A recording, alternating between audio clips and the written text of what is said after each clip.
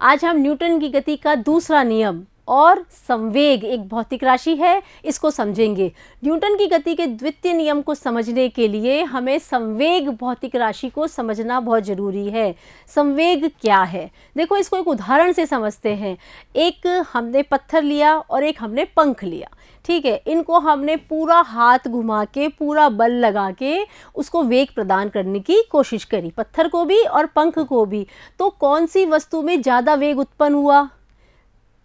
आप समझ सकते हैं कौन हमको चोट प्रदान करेगा, पत्थर प्रदान करेगा या फिर पंख ज़्यादा चोट देगा? तो बिल्कुल ऑब्वियस है कि पत्थर से हमको चोट लगेगी। क्यों?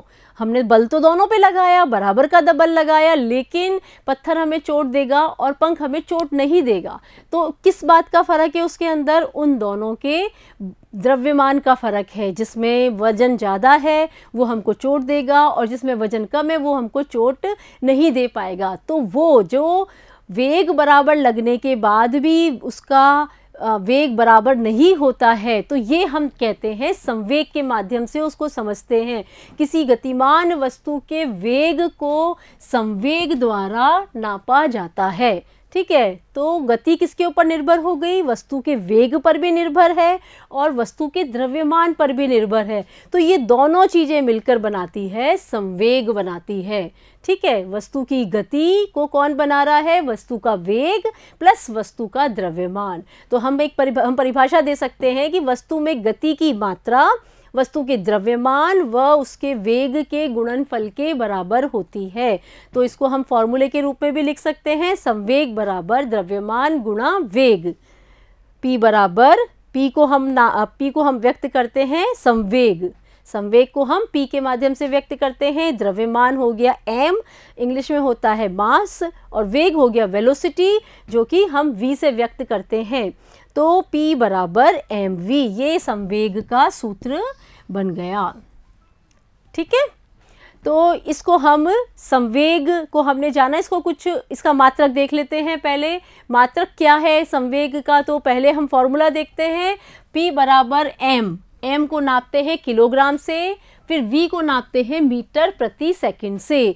तो संवेग का मात्रक क्या हो गया? किलोग्राम मीटर प्रति सेकंड, जिसको kgm s की घात माइनस भी लिखते हैं। ये ऐसा यूनिट है। तो हमेशा हम जब भी कोई न्यूमेरिकल हल करेंगे तो वस्तु का द्रव्यमान किस में होना चाहिए? किलोग्राम में होना चाहिए। अगर वो ग्राम में हमें दिया हुआ होगा तो हम क्या करेंगे? उसको पहले किलोग्राम में कन्वर्ट करेंगे। इसी तरह से मीटर प्रति सेकंड उसका वेग होना चाहिए। अगर इनमें से कोई भी राशि फ़र्क होती है तो उस राशि को कन्वर्ट करेंगे हम मीटर प्रति सेकंड में, ठीक है। तभी हम सवालों को सही कर पाते हैं।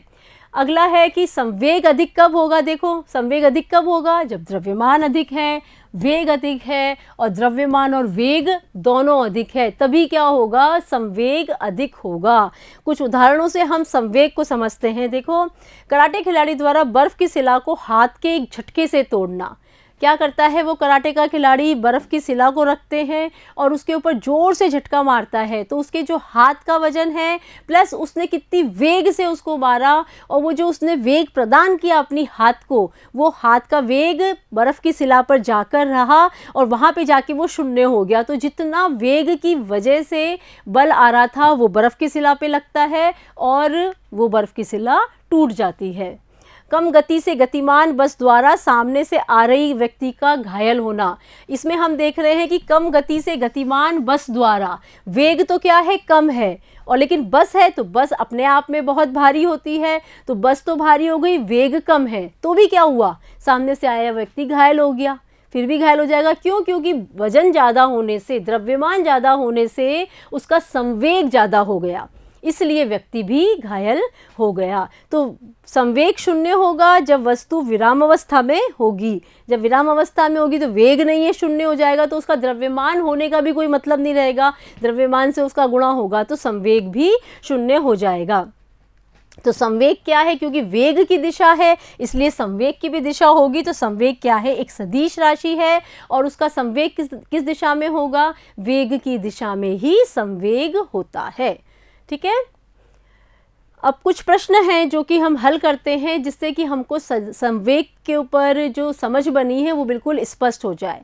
इन सवालों को करने से पहले मैं ये बताना चाहती हूँ कि जो कैलकुलेशन हम करते हैं, जोड़ बाकी गुणा भाग, इस तरह की गणना जब हम करते हैं तो मैं ये मान के चलती हूँ कि ये गणना आप आसानी से कर पाएंगे, क्योंकि हम 9वीं क्लास में आ गए हैं तो ये गणना हमको करनी आनी चाहिए। हम इसमें सवालों में समझने की क्या कोशिश करते हैं कि कौन सा सूत्र इस्तेमाल हो रहा है, हमें प्रश्न में क्या दिया जा रहा है, क्या ज्ञात करना है, इसकी समझ बननी ज़रूरी है। और जो भाषा के माध्यम से हमें जो कुछ समझाया जा रहा है तो वो समझना ज़रूरी है, उसको ही मैं समझाने की कोशिश करती हूँ। बाकी जो सूत्र में जब हम मान रख लेते हैं, जो राशियों का मान हम रख लेते हैं, तो उसके बाद उसकी गणना हम आसानी से कर सकते हैं और हमको करनी आनी चाहिए, ये हमको करना आना चाहिए। ठीक है, तो देखिए सवाल है 75 किलोग्राम द्रव्यमान के मनुष्य का संवेग क्या होगा जब वह 2 मीटर प्रति सेकंड के एक समान वेग से चल रहा है। 75 किलोग्राम क्या हो गया,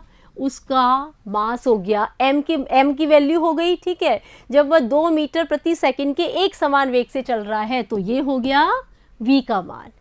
ठीक है, और प्रश्नानुसार पहले हम क्या करेंगे, ये लिखने का तरीका है किसी भी न्यूमेरिकल को हल करने के लिए। सबसे पहले अगर हम ये लिख देते हैं कि प्रश्न में क्या क्या दे रखा है, तो हमारी कॉपी चेक करने वालों को समझ में आता है कि बच्चे को सवाल अच्छी तरह से समझना आता है और प्रेजेंट करना भी आता है, उसको किस तरह से हल करना है वो भी करना आता है। तो प्रश्न के में जो दिया गया है m बराबर 75 किलोग्राम और v बराबर 2 मीटर प्रति सेकंड।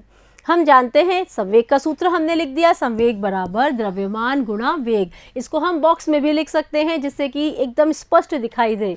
फिर हम दोनों का वैल्यू रख देंगे और उत्तर निकाल देंगे। उत्तर में उसका मात्रक को जरूर लिखेंगे जो हमसे सवाल पूछा जा रहा है। संवेग के बारे में पूछा था तो संवेग ही निकलेगा उत्तर में और इसका हम मात्रक ज़रूर लिखेंगे। तो बहुत आसानी से सवाल हो गया। अगला सवाल है 5 किलोग्राम भारी वस्तु के संवेग की गणना कीजिए जब उसका वेग 20 मीटर प्रति सेकंड से 0.20 प्रति सेकंड तक घटता है। तो पहले देखिए 5 किलोग्राम तो हो गया m।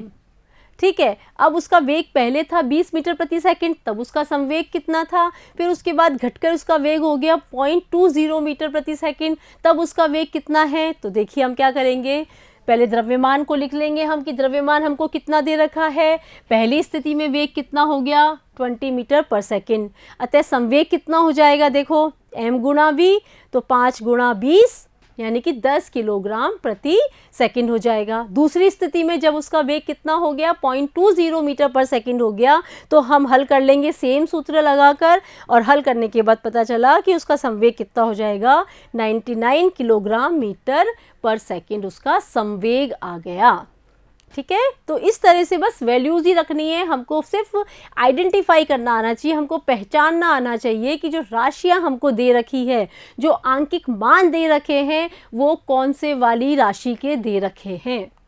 अगला सवाल है 5 मीटर प्रति सेकंड की चाल से गतिमान 200 ग्राम की खिलौना कार के संवेग की गणना कीजिए। तो सवाल देखते ही हमको समझ में आना चाहिए कि 200 ग्राम हमको दे रखा है जो कि m की वैल्यू है, m का मान है, और वो हमको चाहिए किलोग्राम में, क्योंकि हमारा जो सूत्र हमने निकाला है, जो संवेग का मात्रक हमने निकाला है SI मात्रक, वो उसमें किलोग्राम है। तो सबसे पहले हमको दे रखा है m बराबर 200 ग्राम, तो इसको हम चेंज करेंगे किलोग्राम में। इसके लिए हमको क्या करना पड़ेगा, 1 किलोग्राम में होते हैं 1000 ग्राम, तो जब ग्राम को किलोग्राम में कन्वर्ट कर रहे हैं तो 1000 का हम भाग दे देंगे, तो आ गया 1/5 किलोग्राम। और v का मान हमको दे रखा है 5 मीटर प्रति सेकंड, वो हम लिख लेंगे, सूत्र लिखेंगे और सूत्र में वैल्यूज़ को रखेंगे और उत्तर आ जाएगा 1 किलोग्राम मीटर पर सेकंड। अब है न्यूटन की गति का द्वितीय नियम। संवेग को हमने समझ लिया, अब है न्यूटन की गति के द्वितीय नियम में क्या है। तो संवेग में परिवर्तन की दर अनुप्रयुक्त बल के समानुपाती होती है तथा बल के प्रभाव डालने की दिशा में होती है। तो बल क्या हो गया, संवेग में परिवर्तन की दर। तो संवेग में परिवर्तन और उस संवेग में जो परिवर्तन हुआ उसमें कितना समय लगा। तो संवेग में परिवर्तन कितना हो गया, संवेग में परिवर्तन को कैसे ज्ञात करेंगे, अंतिम वेग में से जब प्रारंभिक वेग को घटा लेंगे तो हमको संवेग में परिवर्तन पता लग जाएगा। तो देखिए इसका निरूपण कैसे करते हैं हम। m द्रव्यमान की वस्तु जिसका प्रारंभिक वेग pu है, u हम प्रारंभिक वेग में मानते हैं, ठीक है। हमने जब गति के नियम पढ़े थे तो उसमें प्रारंभिक वेग u था, तो u मानते हैं और p आ गया संवेग के लिए, तो प्रारंभिक संवेग हो गया pu और अंतिम संवेग को मान लिया pv से, ठीक है। और t समय में वस्तु f पर प्रभाव डाल रहा है, तो प्रारंभिक संवेग हो गया m, प्रारंभिक उसका वेग हो गया वो मानेंगे pu और अंतिम मानेंगे pv। तो न्यूटन की गति के दूसरे नियम से वो संवेग में परिवर्तन की दर, तो परिवर्तन की दर क्या आ जाएगी, mv माइनस mu बटा t, ठीक है। ऊपर आ गया संवेग में परिवर्तन और जितने समय में हुआ उसको हम t से मानेंगे। तो अब v माइनस u को कॉमन निकाल लेंगे, m को कॉमन निकाल लेंगे, v माइनस u अंदर रह जाएगा, v minus u upon t।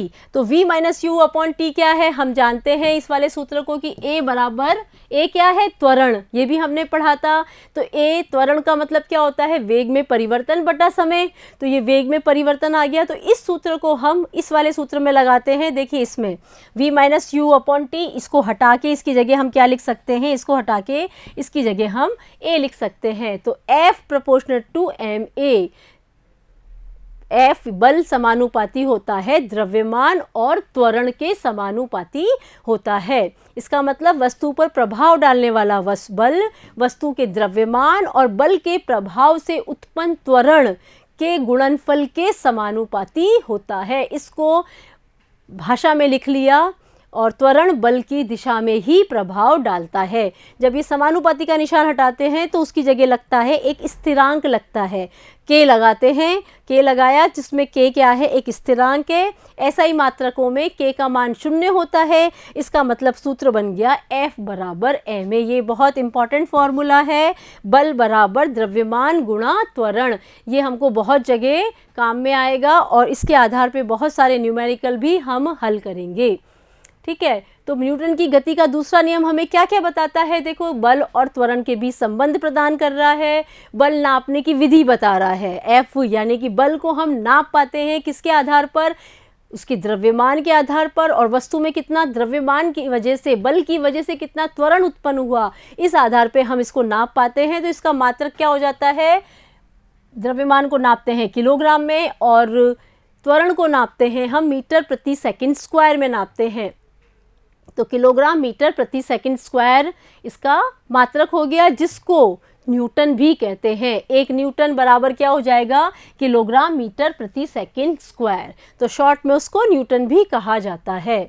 तो न्यूटन क्या हो गया, 1 किलोग्राम द्रव्यमान की वस्तु पर जब 1 मीटर प्रति सेकंड के त्वरण से गतिमान हो तब लगने वाला बल 1 न्यूटन के बराबर होता है। इसको देखो, इसको एक्सप्लेन कर लिया। 1 किलोग्राम द्रव्यमान की वस्तु है जिसका त्वरण कितना है, 1 मीटर प्रति सेकंड स्क्वायर है। तो जो उसके द्वारा जो बल उत्पन्न हो रहा है वो कितना बल होगा, 1 न्यूटन का बल होगा। यदि बल के साथ ऋण चिन्ह लगा होता है तो इसका मतलब होता है कि बल उसकी दिशा के विपरीत प्रभाव डाल रहा है, उल्टा हो रहा है, कम होता जा रहा है, ठीक है। जब कार्यकारी बल 0 हो तो त्वरण भी 0 होगा और वस्तु या तो विराम अवस्था में होगी या फिर एक समान गति की अवस्था में होगी, ठीक है। तो ये है गति का द्वितीय नियम।